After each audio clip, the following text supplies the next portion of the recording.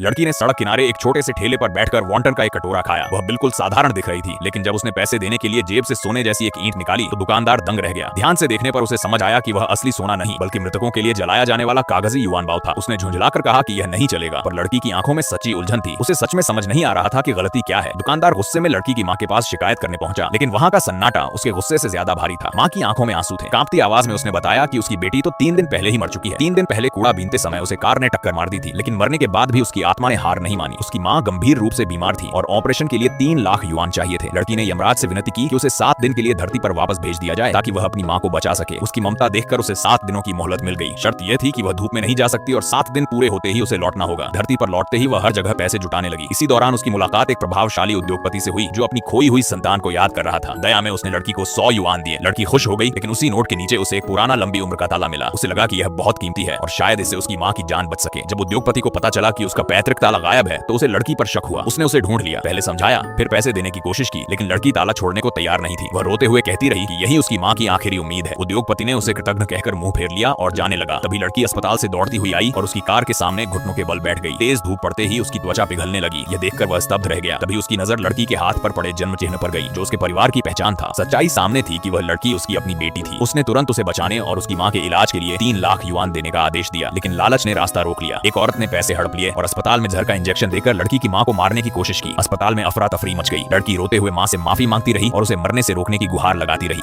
इधर DNA report ने पुष्टि कर दी कि लड़की सच में उसी उद्योगपति की बेटी है। पछतावे से टूटकर वह अस्पताल पहुंचा और गुस्से में पूछा कि उसकी पत्नी और बच्ची को नुकसान पहुंचाने की हिम्मत किसने की। डॉक्टरों ने पूरी कोशिश की। आधी रात करीब थी और लड़की के 7 दिन पूरे होने वाले थे।